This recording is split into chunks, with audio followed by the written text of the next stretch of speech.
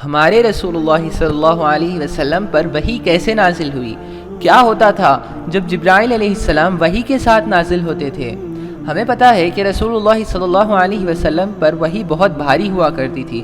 نبی صلی اللہ علیہ وسلم پر وحی بہت سختی سے نازل ہوا کرتی تھی۔ جب وحی نازل ہوتی تھی تو نبی صلی اللہ علیہ وسلم کو سخت ترین سردی کے باوجود پسینہ آیا کرتا تھا۔ نبی صلی اللہ علیہ وسلم جسمانی طور پر بھی بھاری ہو جاتے تھے۔ زید ابن ثابت رضی اللہ تعالیٰ عنہ فرماتے ہیں کہ رسول اللہ صلی اللہ علیہ وسلم کی ٹانگ ان کی ٹانگ پر تھی جس وقت وحی نازل ہوئی، اور ان کی ٹانگ میں احساس باقی نہ رہا۔ رسول اللہ صلی اللہ علیہ وسلم ایک دفعہ اونٹ پر سفر کر رہے تھے جب سورہ انعام نازل ہوئی۔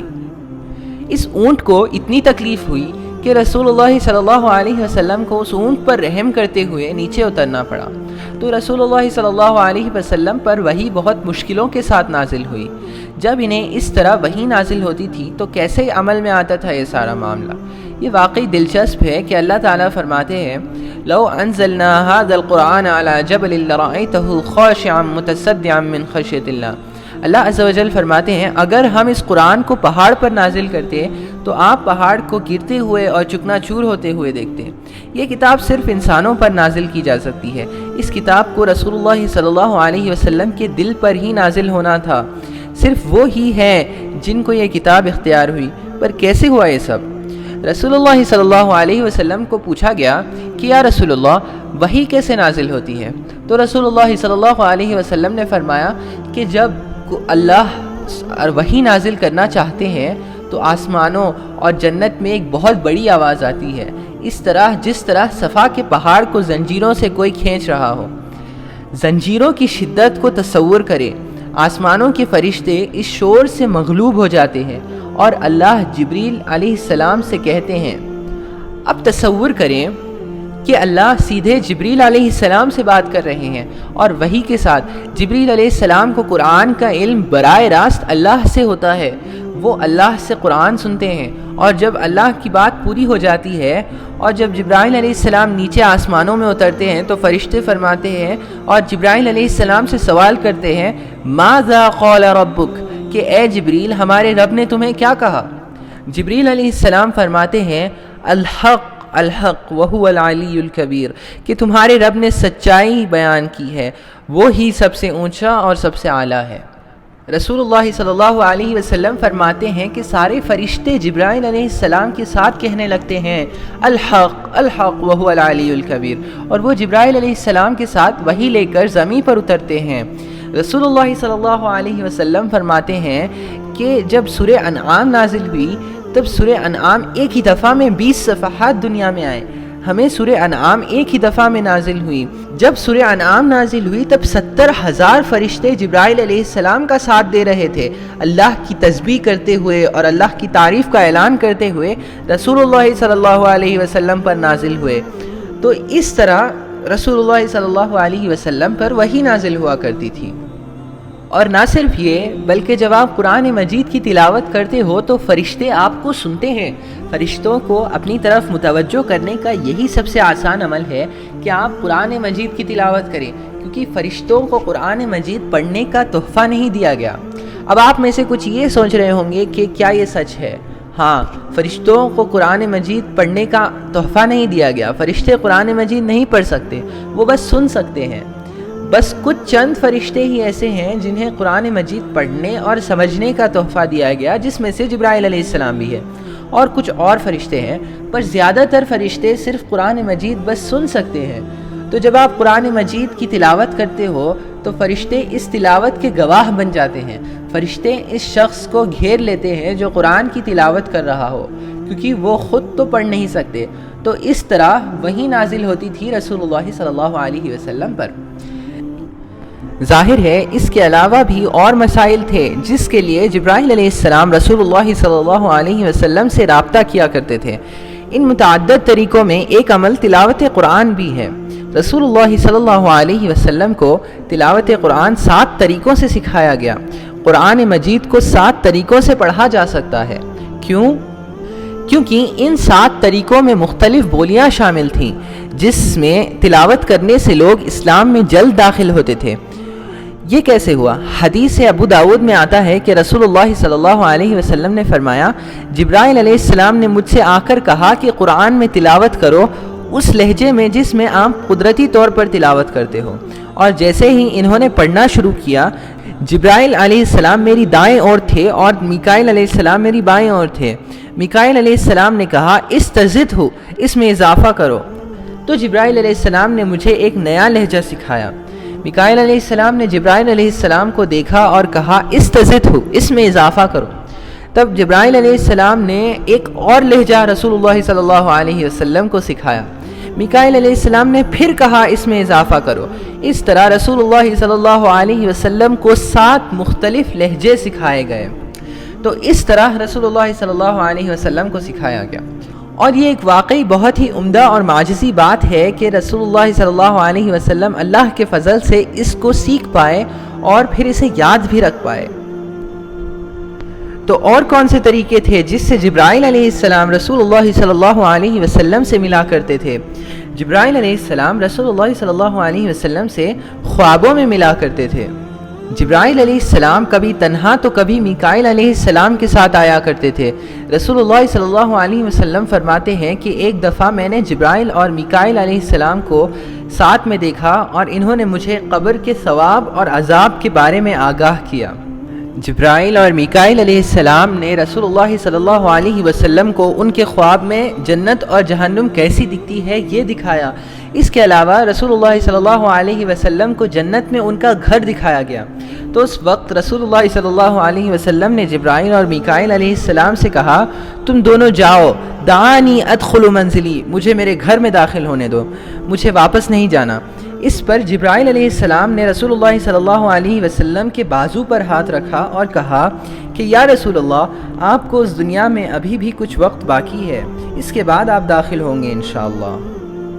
ایک دوسرے موقع پر رسول اللہ صلی اللہ علیہ وسلم فرماتے ہیں جبرائیل اور میکائیل میرے خواب میں آئے اور میکائیل نے جبرائیل علیہ السلام سے کہا رسول اللہ کو ایک مثال دیجیے۔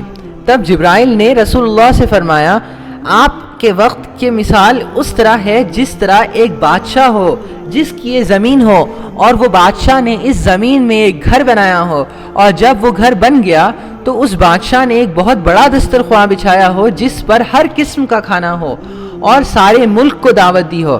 جبرائیل علیہ السلام نے فرمایا اللہ وہ بادشاہ ہے، وہ زمین اسلام ہے، وہ گھر جنت ہے اور وہ کھانا جنت کا کھانا ہے، اور آپ یا رسول اللہ اس پیغمبر کی طرح ہو جس نے اس دعوت کا پیغام ساری انسانیت تک پہنچایا، اور جس نے آپ کی بات پر ایمان لائی اس نے اس دعوت میں شرکت کی اور وہ ضرور جنت میں جائے گا انشاءاللہ۔ تو اس طرح جبرائیل علیہ السلام اور میکائیل علیہ السلام رسول اللہ صلی اللہ علیہ وسلم کو امثال دے کر سمجھایا کرتے تھے کہ اس دنیا میں رسول اللہ کا کیا کردار ہے اور اللہ ان سے کیا چاہتے ہیں۔ ایک دوسرے اوقات اللہ کے حکم سے رسول اللہ صلی اللہ علیہ وسلم نے عائشہ رضی اللہ تعالی عنہ کو اپنے خواب میں دیکھا جو اصل میں جبرائیل علیہ السلام تھے۔ جبرائیل علیہ السلام نے آپ صلی اللہ علیہ وسلم کے خواب میں عائشہ رضی اللہ تعالی عنہ کو لگاتار 3 راتوں تک بتایا، اور جبرائیل علیہ السلام نے رسول اللہ صلی اللہ علیہ وسلم سے فرمایا ہذہ زوجتک فی الدنیا والآخرہ، کہ یہی آپ کی زوجہ ہوں گی اس دنیا میں بھی اور آخرت میں بھی۔ عائشہ رضی اللہ تعالی عنہ اپنے ساتھیوں سے فخر سے کہا کرتی تھی کہ جبرائیل علیہ السلام نے میری طرف سے تجویز کی، اب بتاؤ اور کون ہے جو یہ درجہ رکھتا ہو؟ جبرائیل علیہ السلام نے رسول اللہ صلی اللہ علیہ وسلم کو میرا ہاتھ پوچھا، سبحان اللہ۔ کبھی کبھی جبرائیل علیہ السلام رسول اللہ صلی اللہ علیہ وسلم کو جنت کے نظارے دکھایا کرتے تھے۔ رسول اللہ صلی اللہ علیہ وسلم فرماتے ہیں ایک دفعہ جبرائیل علیہ السلام نے ایک بہت ہی خوبصورت محل رسول اللہ صلی اللہ علیہ وسلم کو دیدار کیا۔ رسول اللہ صلی اللہ علیہ وسلم اندر جانے ہی والے تھے کہ جبرائیل علیہ السلام نے کہا کہ یا رسول اللہ یہ عمر بن خطاب کا محل ہے۔ تو رسول اللہ صلی اللہ علیہ وسلم نے فرمایا میں اندر نہیں گیا گھر کے اس وجہ سے کہ کہیں عمر کو برا نہ لگے۔ اور جب رسول اللہ صلی اللہ علیہ وسلم نے یہ قصہ عمر رضی اللہ تعالی عنہ کو فرمایا، عمر رضی اللہ تعالی عنہ حد سے زیادہ خوش ہو گئے، پر عمر رضی اللہ تعالی عنہ کو برا لگا اور کہنے لگے یا رسول اللہ آپ کو یہ لگتا ہے کہ میں آپ کو اپنے گھر میں داخل ہونے سے روکوں گا؟ سبحان اللہ۔ رسول اللہ صلی اللہ علیہ وسلم فرماتے ہیں جبریل علیہ السلام میرے پاس آئے اور میرا ہاتھ پکڑ کر مجھے جنت کے دروازوں کا دیدار کرایا جس سے میری امت داخل ہوگی۔ اور جیسے ہی رسول اللہ صلی اللہ علیہ وسلم وہ واقعہ بیان کر رہے تھے کہ ابو بکر رضی اللہ تعالیٰ عنہ رونے لگ گئے۔ رسول اللہ صلی اللہ علیہ وسلم نے فرمایا کہ یا ابو بکر تم کیوں رو رہے ہو؟ انہوں نے فرمایا کہ یا رسول اللہ کاش کہ میں آپ کے ساتھ جنت میں داخل ہو سکوں۔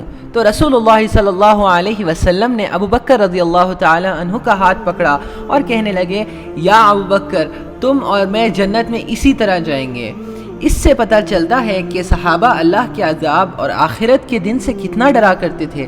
صحابہ نے یہ نہیں پوچھا کہ جنت کس طرح دکھتی ہے یا پھر وہاں رسول اللہ صلی اللہ علیہ وسلم نے کیا دیکھا، بلکہ وہ تو خود اپنے بارے میں فکر مند تھے کہ کس طرح وہ اللہ کو خوش کریں۔ اور اسی طرح رسول اللہ صلی اللہ علیہ وسلم کے خواب جاری رہے۔ جبرائیل علیہ السلام رسول اللہ صلی اللہ علیہ وسلم سے ملنے اس لیے بھی آیا کرتے تھے تاکہ وہ ان کو سنت طریقے سکھا سکے۔ وما ينطق عن الهوى، اللہ کے نبی اپنے من سے باتیں نہیں کرتے۔